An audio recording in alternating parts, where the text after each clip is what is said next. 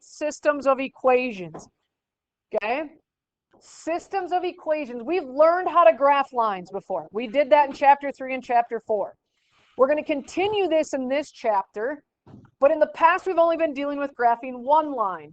Well, this time, because it's a system of equations, there's going to be two equations. So we're going to graph two separate lines, and we want to find the ordered pair, or the x comma y, that makes both equations true. Now remind yourself, every single point on line A makes line A true, correct? And then every single point on line B makes line B true. So what point would ever make both of them true? When they cross. Where they cross, where they intersect. So we are looking for the point that they intersect. And I'm going to tell you, we're doing this on Alex. If your points cross at like in the middle of a box, number one sign, you screwed up. Okay, I'm just going to tell you. They're going to be nice, beautiful points, whole numbers, easy to spot. Okay? When it comes to graphing, slope-intercept form is the easiest. What is slope-intercept form? Y equals mx plus b. Y has to be by itself, and once y is by itself, what are the two pieces of information we can pull out? Very good. M is your slope, b is the y-intercept. Nicely done. This almost feels like we are going backwards to way easier stuff, isn't it? Compared to what you guys have been doing. So it says graph each system and determine the number of solutions that it has. If it has one solution, name it. All right. So I'm going to take the first equation. Y equals negative 3x plus 10. If I want to graph it, I want y to be by itself. Is y by itself? Sweet. So what's my slope?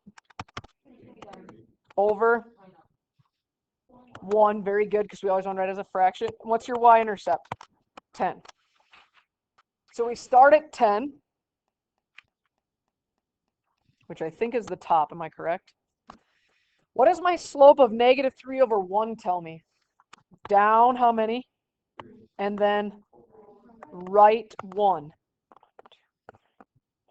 And I'll be honest, on your paper, I would try to get as many points as you can. Alex is always going to be really accurate.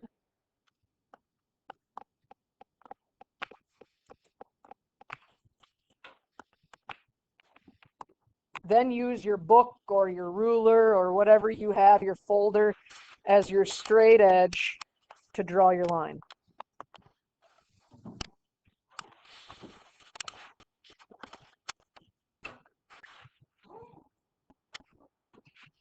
Now we take our other equation, y equals 1x minus 2. Is y by itself? Yes. So your slope is 1 over 1, and your y-intercept is, careful, negative 2. So I start at negative 2, and what do I do with my slope? Up 1 and right 1. Does a good thing happen? Yes, and what do we mean by that? They meet. At what point do they meet? 3, 1. Your answer to solving the system of equations by graphing is 3, 1. We'll plug into both equations and make them both true.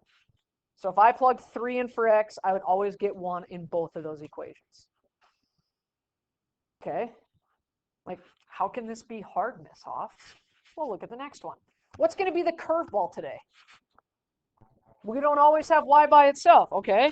So take this one, 2x minus y equals negative 1. What do I need to do? Minus 2x, okay? So I have negative 1y equals negative 2x minus 1. Then I should divide by negative 1, and make sure you divide everything by negative 1, right? Both your x and your constant. So y equals negative 2x or positive 2x? Positive 2x, and then what'd you say? Plus 1? Agree or disagree with that? Okay. My slope is 2 over 1, and my y-intercept is 1. Okay, so I start at 1, and I do what? up 2, and right 1.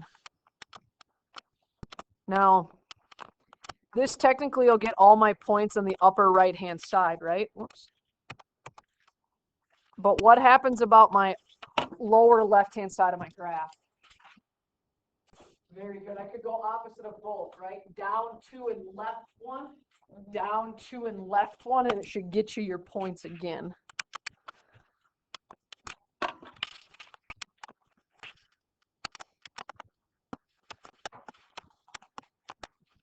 And I do that just because then I can get as many points on there as I can. So if I take my other equation, 4x minus 2y equals 6, what should I do for that one?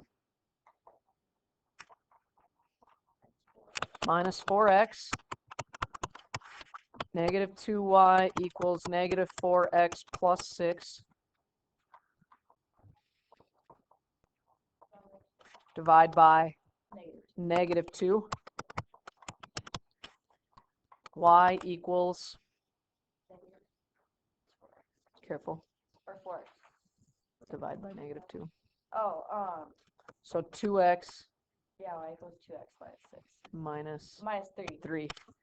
2x minus 3. What's your slope? 2 over 1. What's your y-intercept? Negative 3. So where do I start? Negative 3. And what do I do? And right 1. Do good things happen? No. What's wrong with this? How do you know they're parallel? Okay. A lot of times when I ask that question, people always say, well, they never cross. Okay, they might not ever cross because you screwed up. Agreed? Like you maybe made a graphing error. But what more importantly is, we know they're parallel because they have identical slopes, but they have different y-intercepts. So what do you think my answer to this solution, or to this system is then? No solution, because there are no points where those lines cross. Nicely done. Nicely done. Okay, so we have drawn ones where the two lines cross, and we have a solution. There's one solution, it's this point. We have this one where we drew the two lines and they never crossed because they were parallel, and we said no solution. What other curveball am I going to throw at you? The same lines, which is going to be infinite solutions. How would you know they're the same line? Same of both. Same slope and same y-intercept. So like, let's go to the middle. Skip the top, go to the middle. Y equals negative 2x minus 3. Beautiful thing, because y is by itself. So my slope is negative 2 over 1. My y-intercept is negative 3. Where do I start? Negative 3. How do I move? Down 2 and right 1. Or technically, what's the other direction I could go? Very good. Up 2 and left 1. Up 2 and left 1. You wind up with this line.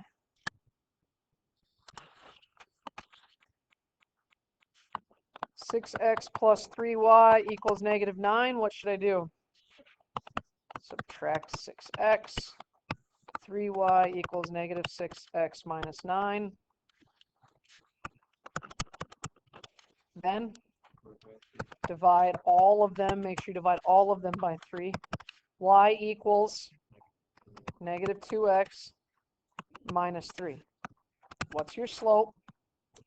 Negative 2 over 1. And your y-intercept is negative 3. What's going to happen when I graph that? They're going to be the exact same. So your slopes are the same and your y-intercepts are the same, which really ends up giving you only one line, right? So infinite solutions is your answer here, because there is never ending amount of x comma y's that would work, because every single point on line A is also on line B, because they're identical. Now, so many people are like, well, why do I have to graph these? Graphing is how you prove your answer. Okay, so you still, like on Alex, you're only going to graph one line, right? or you're going to graph parallel lines. But you do actually have to fill the graph out to prove your answer. Does that make sense? Do you want to do more, or do you want me to leave you alone? I think you guys can do it on your own, right? Scratch paper in the back. Do 8 a.m. tomorrow.